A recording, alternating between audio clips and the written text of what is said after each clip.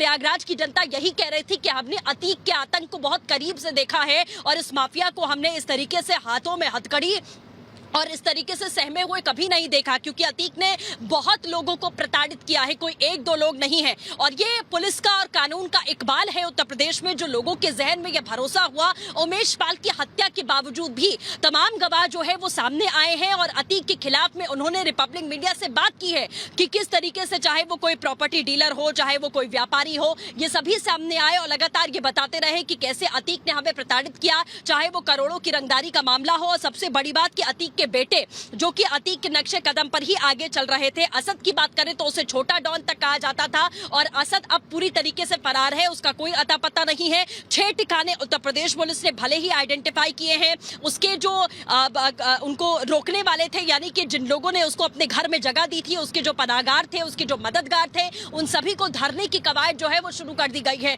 लेकिन असद आखिर है कहां, आजाद कालिया कहां है, गुड्डू मुस्लिम कहां है, ये वो तमाम नाम है, शाइस्ता परवीन कहां है, आयशा नूरी कहां है, ये वो तमाम नाम, और शूटर्स आखिरकार कहां है, कहां पर इनको छुपाया गया, क्या उत्तर प्रदेश छोड़कर जा चुके हैं, क्या अंडरग्राउंड कर दिया गया है, अंडरग्राउंड किया गया तो उन्हें कैसे पकड़ा जाएगा, इन सब की लीड अगर कोई दे सकता है तो वो मात्र अतीक अहमद है, उसका भाई अशरफ है, जिसे इन सभी चीजों के बारे में मालूम है, क्योंकि वो लगातार ये भी जानकारी मिली कि उसकी पत्नी शाइस्ता परवीन ने इस पूरे हत्याकांड के बाद में अतीक से संपर्क भी किया था, यानी कि सब कुछ जो है वो अतीक के एक इशारे पर जेल में बैठकर किया जा रहा था और बाहर उसकी पत्नी जो है वो सब कुछ करता धरता बनकर संभाल रही थी। लेकिन अब ये सब कुछ उत्तर प्रदेश में बर्दाश्त नहीं किया जाएगा। कुछ दिन पहले भी उत्तर प्रदेश के मुख्यमंत्री योगी आदित्यनाथ ने एक बार फिर से यह अल्टीमेटम दे दिया था कि अपराधी सर उठाकर यूपी में चल नहीं पाएंगे, अगर आप सर उठाएंगे तो सर को कुचलना सरकार को आता है, आपका इलाज क्या है, आपका उपचार कैसे होना है, ये सरकार जानती है।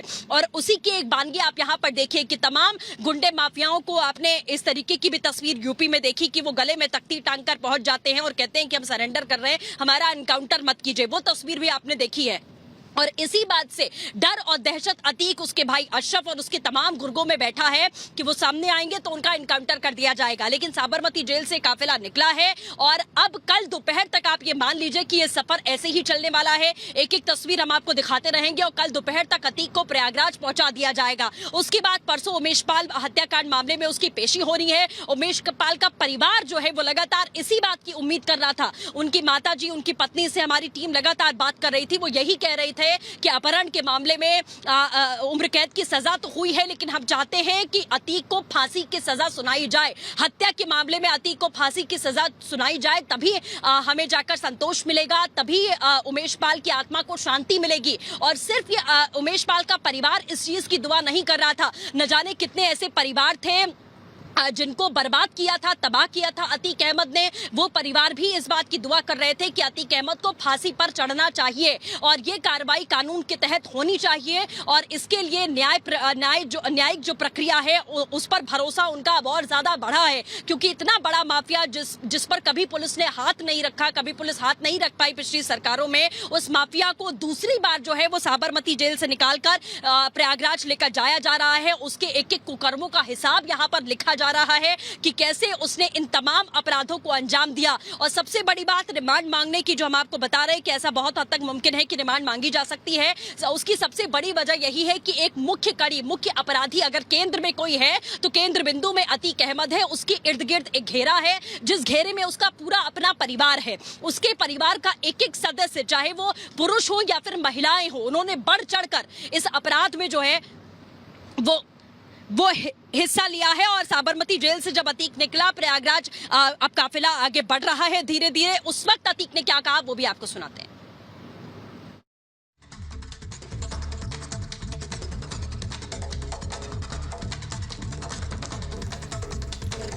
तो बड़ी खबर आपको बता रहे हैं, ऑपरेशन अतीक पार्ट 2 की शुरुआत हो चुकी है।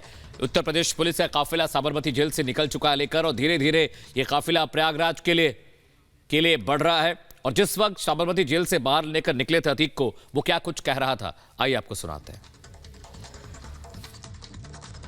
क्या कहेंगे, दोबारा से ले जा रहे हैं? सही नहीं है। क्या कहेंगे? करना चाहते हैं, मारना चाहते हैं। लेकिन आपको तो उमेश पाल में लेके जा रहे हैं। नहीं, उमेश पाल के हत्या में तो वीडियो कॉन्फ्रेंसिंग हो सकती थी। और वीडियो कॉन्फ्रेंसिंग के लिए सुप्रीम कोर्ट ने कहा है, सुप्रीम कोर्ट का आपको क्यों लग रहा है कि आपको मार देंगे?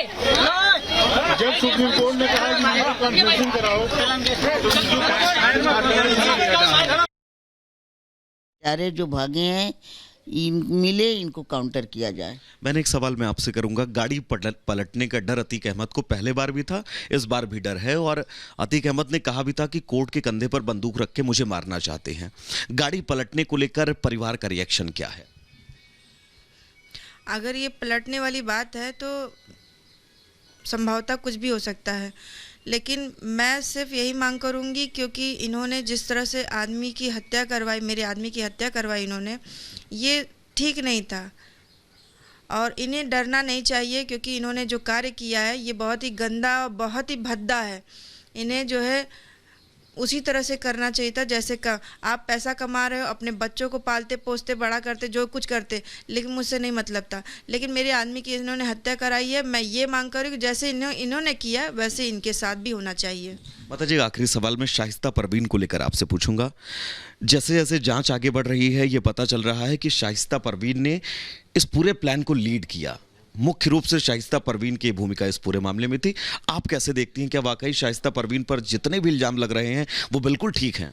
देखिए, जेल से उसका आदमी अतीक और अशरफ दोनों वहाँ से अपना पूरा षड्यंत्र रचे, अपनी बीवी से बात किए।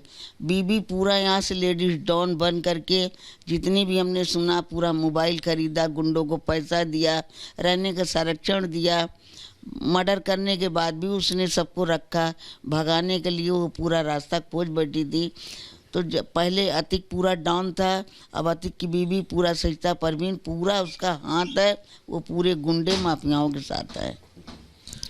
एक आखिरी सवाल और माता जी, अब आप लोगों की मांग क्या है? अतीक अहमद एक बार फिर से प्रयागराज लाया जा रहा है और इस सिलसिले में अब उससे पहली बार पूछताछ होगी।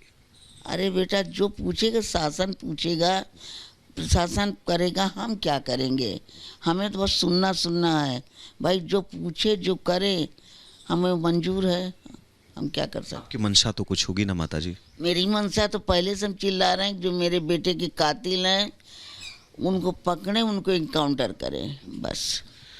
तो इस पूरे मामले में उमेश पाल के परिवार का क्या कुछ कहना है, उमेश पाल की मां और उनकी पत्नी का क्या कुछ कहना है, आपने सुना। और बिल्कुल स्पष्ट शब्दों में एक बार फिर से यही दोहराया है कि उमेश पाल के हत्यारों को सख्त सजा दी जाए, उनका एनकाउंटर तक किया जाए। विजय अभिषेक के साथ में वैभव मिश्रा, रिपब्लिक भारत, प्रयागराज। तो आप सुन रहे थे, वैभव हमारे सहयोगी बात कर रहे थे उमेश पाल के परिवार से, उस परिवार से जिसने पहले अपहरण का दंश झेला और उसके बाद हत्या कर दी गई उमेश पाल की। लेकिन उमेश पाल की कोशिशों का ही नतीजा था कि उम्र कैद की सजा अपहरण मामले में हुई है और अब पेशी के लिए ले जाया जा रहा उमेश पाल हत्या मामले में, जिसमें रिमांड की भी मांग करने वाली है पुलिस। ऐसे में उमेश पाल कहीं ना कहीं ऐसा लग रहा है अमित के अंजाम तक पहुंचाएगा अतीक को। तो देखिए, बड़ी खबर आपको बता रहे हैं, साबरमती जेल से काफिला निकल चुका है अतीक का और 24 घंटे से ज्यादा का वक्त लगने वाला है। कुल 1300 किलोमीटर का फासला तय करना है अतीक अहमद को। और देखिए कितना हास्यास्पद है कि एक डॉन, एक माफिया कह रहा है कि पुलिस की नीयत खराब है।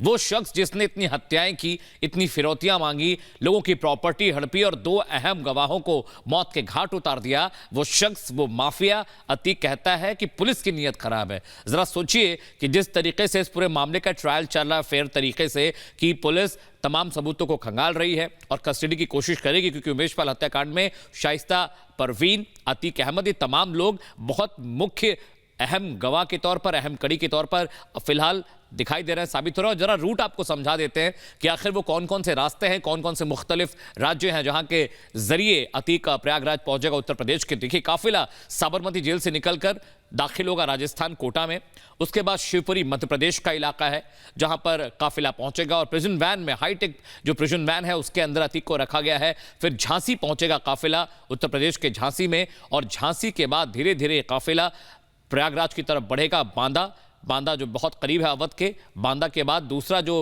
अहम पड़ाव होगा जो बहुत करीब है इलाहाबाद के यानी प्रयागराज के, बांदा के बाद प्रयागराज काफिला पहुंचेगा अतीक अहमद को लेकर। तो ये संभावित रूट है जिस रूट पर अतीक अहमद को लेकर उत्तर प्रदेश पुलिस की टीम प्रयागराज पहुंचेगी। साबरमती जेल से वो निकल चुका है और हमने सुना भी वो कह रहा है कि इनकी नीयत खराब है, मुझे जान से मारा जा सकता है। कोर्ट के फैसले पर सवाल खड़ा करता है एक माफिया, एक ऐसा शख्स जिसने कई जिंदगियां ले ली, कईयों की प्रॉपर्टी हड़पी और कईयों को तकलीफ दी है। सृष्टि लगातार इस खबर को ट्रैक कर रही है, उस रूट पर भी है सृष्टि। अतीक अहमद ये कहता है कि नीयत में खोट है, नीयत खराब है। एक डॉन, एक माफिया के मुंह से ये बात अच्छी नहीं लगती। बिल्कुल अमित, जैसा आपने कहा कि बहुत हास्यास्पद है इस तरीके की बयानबाजी, जो एक माफिया, एक गुंडा जिसका वर्चस्व कभी रहा, प्रयागराज में जन्मा और प्रयागराज की धरती को किस तरीके से उसने कलंकित किया था, ये वो दौर जो लोग प्रयागराज में रहते हैं उनसे बेहतर कोई नहीं बता सकता। और उन तमाम लोगों से हमारे सभी सहयोगियों ने बात की थी कि आखिरकार आज आपको कैसा महसूस हो रहा है। क्या आपने कभी सोचा था कि अतीक अहमद जिसने इतना आतंक फैलाया प्रयागराज की धरती पर, प्रयागराज के आसपास के तमाम इलाकों में, कि लोगों का जीना मुहाल था, कोई एक जमीन नहीं खरीद सकता था, एक जमीन बेच नहीं सकता था, कभी भी किसी का भी अपहरण हो सकता था, कभी भी किसी को भी धमकी दी जा सकती थी। तो जिस खौफ और डर के साए में प्रयागराज और उत्तर प्रदेश के निवासी, चाहे वो अतीक अहमद हो, उसका भाई अशरफ हो, मुख्तार अंसारी हो, ये तमाम वो बड़े माफिया हैं और अब ये हश्र इनका हो चुका है। ये एक मजबूत कानून व्यवस्था की बानगी है कि ये माफिया अपराधी जो कभी पुलिस को अपने इशारे पर नचाया करते थे, कि पुलिस इनके आगे नतमस्तक हो जाती थी, वो पुलिस से अब ये डर रहे हैं। अब ये कह रहे हैं कि पुलिस की नीयत ठीक नहीं है।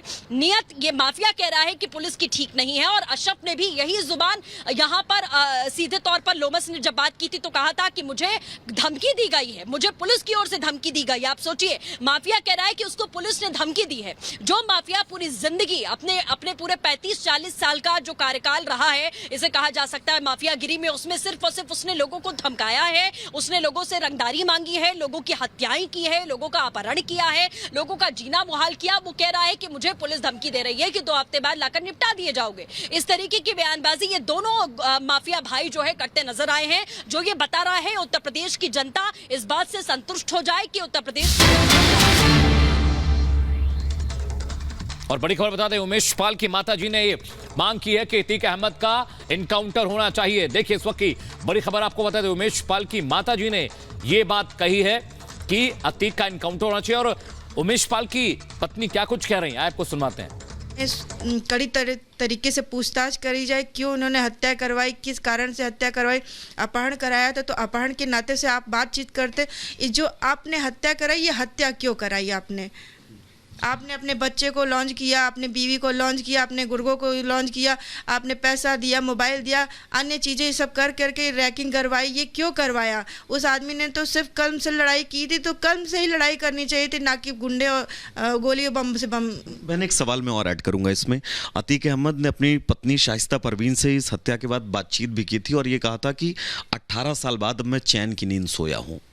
तो एकदम सो जाए ना, बिल्कुल सो जाए।